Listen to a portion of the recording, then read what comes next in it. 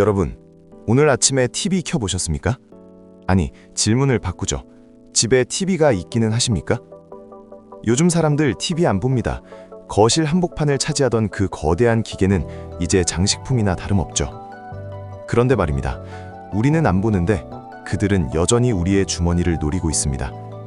지상파 3사, 한때는 시대의 대변인이자 문화의 중심이었죠. 하지만 지금은 어떻습니까? 시대의 흐름을 못 잃고 도태된 채 과거의 영광에 취해 국민의 혈세와 수신료만 축내는 좀비가 되어버렸습니다. 오늘 저는 그 화려한 조명 뒤에 숨겨진 추악한 민낯과 왜 그들이 망할 수밖에 없는지, 그리고 그들이 어떻게 우리를 기만하고 있는지 낱낱이 파헤쳐 보겠습니다. 이건 단순한 비즈니스의 실패가 아닙니다. 오만과 독선이 불러온 필연적인 몰락입니다. 여기 30살 직장인 A씨가 있습니다. 퇴근하고 집에 오면 유튜브나 넷플릭스를 봅니다. 지상파 채널은 번호조차 모릅니다. 그런데 매달 꼬박꼬박 나가는 돈이 있습니다. 바로 KBS 수신료입니다. 한 달에 2,500원. 누군가에겐 껌값일지 모르지만 전국적으로 합치면 수천억 원입니다. A씨는 묻습니다. 보지도 않는 방송을 위해 왜 내가 돈을 내야 하느냐고요. 하지만 방송국 놈들은 대답합니다. 공영방송의 가치를 지키기 위해서라고요. 참 웃기지도 않습니다. 그들이 말하는 가치가 도대체 뭡니까? 편파보도, 재탕삼탕 예능, 그리고 그들만의 고액 연봉 잔치입니까? 국민들은 고물가에 허덕이며 점심 한 끼 가격에 벌벌 떠는데 지상파 방송사 직원 절반 이상이 억대 연봉을 받는다는 사실, 여러분 알고 계셨습니까? 지상파가 몰락한 가장 큰 이유는 그들의 뼛속까지 박힌 선민의식 때문입니다. 우리는 방송 권력을 쥔 갑이다. 대중은 우리가 주는 대로 받아먹는 을이다. 라는 생각이 아직도 지배적입니다. 넷플릭스가 수조 원을 투자해 오징어 게임을 만들고 유튜브가 전 세계의 트렌드를 1초 만에 공유할 때 지상파는 뭘 했습니까? 주말마다 뻔한 가족 드라마, 평일에는 자극적인 막장 드라마, 그리고 연예인들 나와서 자기들끼리 낄낄거리는 관찰 예능만 무한 반복했습니다. 혁신요, 그들에겐 사치였습니다. 왜냐고요? 가만히 있어도 광고비 들어오고 수신료 들어오니까요. 도전할 이유가 없었던 겁니다. 배가 부르다 못해 터지기 직전이었으니까요. 요즘 지상파 드라마 시청률 보셨습니까? 애국가 시청률이라는 말이 괜히 나오는 게 아닙니다. 1%, 2%가 수두룩합니다. 광고주들은 이미 다 떠났습니다. 돈이 안 되거든요. 그런데 더 기가 막힌 건 무언지 아십니까? 회사는 수백억 원의 적자를 내고 시청률은 바닥을 치는데 그 안에 빌런들은 여전히 요지부동이라는 겁니다. 바로 무능한 고연봉 장기 근속자들입니다.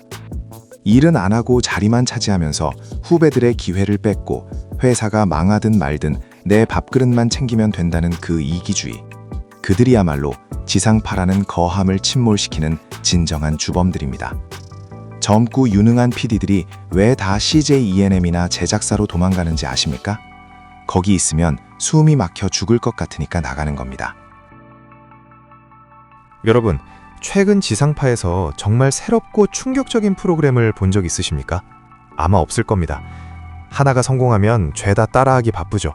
육아 예능이 뜨면 다 애 데리고 나오고 트로트가 뜨면 아침부터 밤까지 트로트만 틀어댑니다. 이게 무슨 창작 집단입니까? 그냥 복사기 수준이죠. 시장의 트렌드를 선도하기는커녕 뒤늦게 숟가락 얹으려는 그 뻔뻔함이 시청자들을 돌아서게 만든 겁니다. 유튜브 크리에이터 한 명보다 못한 기획력으로 무슨 공영방송을 논하고 미래를 논합니까? 그들이 바가지 상인들과 다른 게 뭡니까? 질 낮은 물건을 비싸게 팔아먹으려는 그 신보 말입니다. 세상이 변했습니다. 이제 사람들은 15초, 1분 안에 승부를 보는 숏폼 콘텐츠에 열광합니다. 지상파는 여전히 60분, 70분짜리 정규 방송 틀을 고집하죠. 중간 광고는 또 얼마나 짜증납니까? 흐름 다 끊어놓고 억지로 광고를 보게 만드는 그 구시대적인 방식. 시청자들은 이미 광고 없는 프리미엄 서비스에 익숙해져 있습니다. 그런데 지상파는 여전히 중간 광고 허용해달라, 규제 풀어달라며 정부 바짓가랑이만 붙잡고 늘어집니다. 스스로 경쟁력을 키울 생각은 안 하고 제도적인 특혜만 바라는 그 모습이 참으로 애처롭기까지 합니다. 양심이 있으면 이러면 안 되는 거죠. 지상파 내부의 구조적 모순도 심각합니다. 소위 말하는 윗분들은 법인카드로 고급 식당 다니고 골프 치러 다닐 때 현장에서 발로 뛰는 막내 작가와 스태프들은 최저임금도 못 받는 열악한 환경에서 착취당합니다. 이게 그들이 주장하는 정의고 공정입니까? 겉으로는 사회의 부조리를 비판하는 뉴스를 내보내면서 정작 자신들의 조직 내부에서 벌어지는 갑질과 착취에는 입을 탔습니다. 이런 이중적인 태도를 국민들이 모를 줄 알았습니까? 시청자들은 바보가 아닙니다. 그들의 위선을 이미 꿰뚫어 보고 있는 겁니다. 지상파의 마지막 자존심이었던 뉴스조차 무너졌습니다. 객관성과 중립성은 사라진 지 오래고 정권의 입맛에 맞거나 특정 진영의 논리만 대변하는 확성기로 전락했습니다. 사람들은 이제 뉴스를 보러 TV를 켜지 않습니다. 커뮤니티나 SNS에서 더 빠르고 정확한 정보를 찾죠.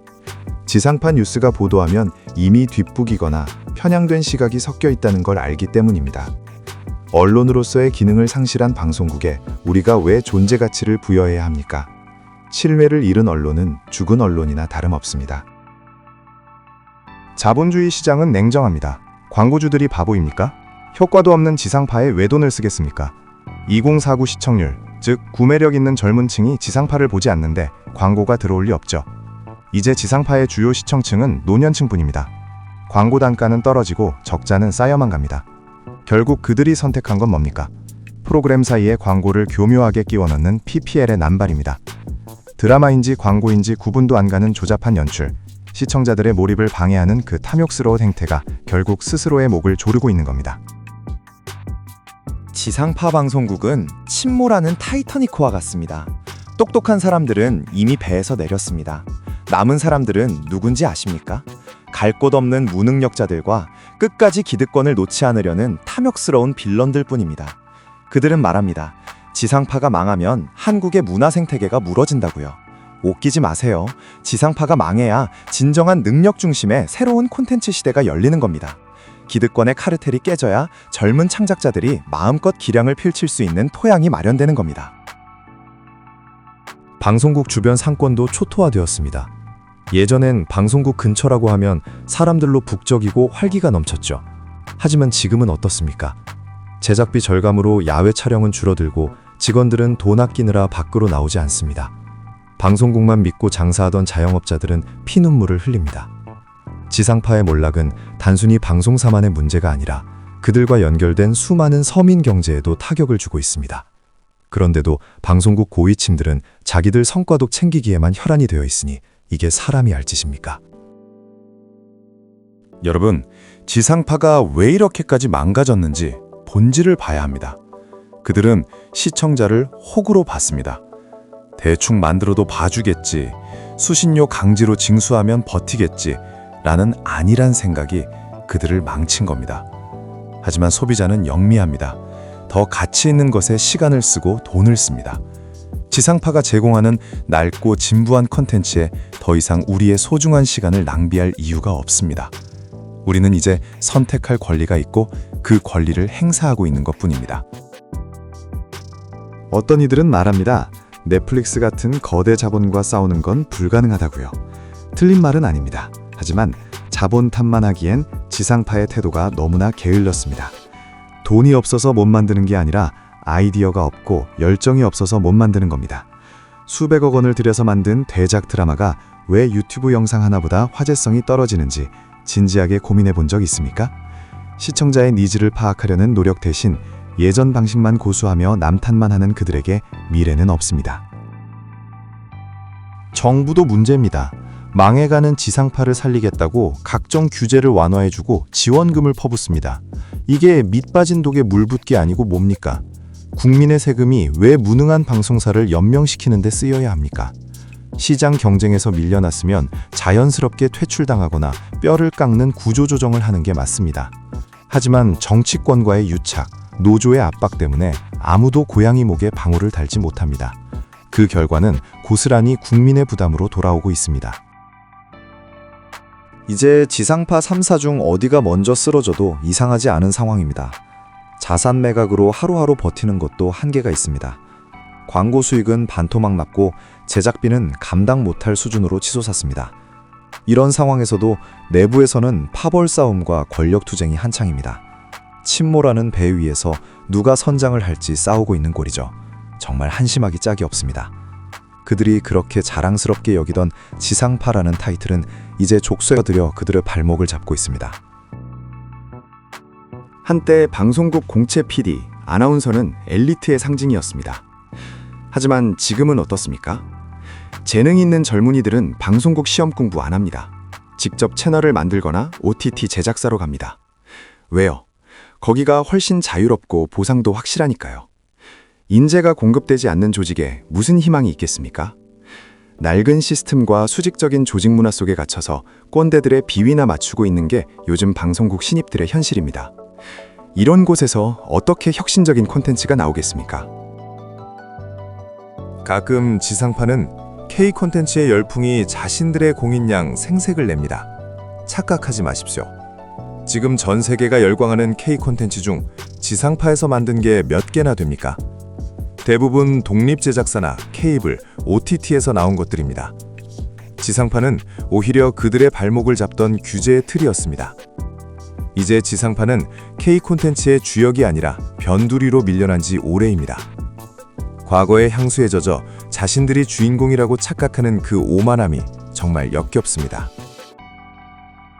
드디어 심판의 시간이 다가오고 있습니다.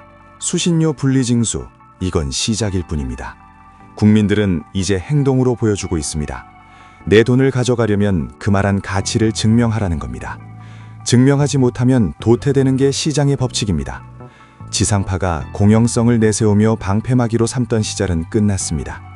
이제 그들은 벌거벗겨진 채 냉혹한 시장으로 끌려 나왔습니다. 그동안 누렸던 기득권을 내려놓고 처절하게 반성해도 모자랄 판에 여전히 억울하다며 징징대는 모습이 참으로 가관입니다. 지상파의 시대는 끝났습니다. 이건 단순히 기술의 발전 때문이 아닙니다. 시청자를 기만하고 변화를 거부하며 자신들의 밥그릇만 챙기려 했던 그들의 탐욕이 불러온 결과입니다. 우리는 이제 더 이상 그들의 일방적인 메시지를 듣지 않습니다. 우리가 보고 싶은 것을 우리가 원하는 시간에 우리가 선택해서 봅니다. 지상파라는 공룡은 빙하기를 맞이했고 멸종은 피할 수 없는 운명입니다. 그동안 우리를 호구로 보느라 고생 많으셨습니다. 이제 그만 무대 뒤로 사라져 주십시오. 여러분, 오늘 이 이야기는 단순히 방송국이 망한다는 이야기가 아닙니다. 공급자가 지배하던 시대가 가고 소비자가 주권을 되찾은 시대가 왔다는 선언입니다. 부조리한 시스템에 저항하고 우리의 소중한 자산인 시간과 돈을 가치 없는 것에 쓰지 않는 것, 그것이 현명한 투자자이자 소비자로서 우리가 가져야 할 태도입니다. 지상파의 몰락을 반면교사 삼아 우리도 우리 삶의 주도권을 쥐고 있는지 다시 한번 돌아봐야 할 때입니다. 오늘 영상이 여러분의 통찰에 도움이 되셨다면 구독과 좋아요 부탁드립니다. 저는 더 날카롭고 차가운 진실로 다시 돌아오겠습니다. 감사합니다.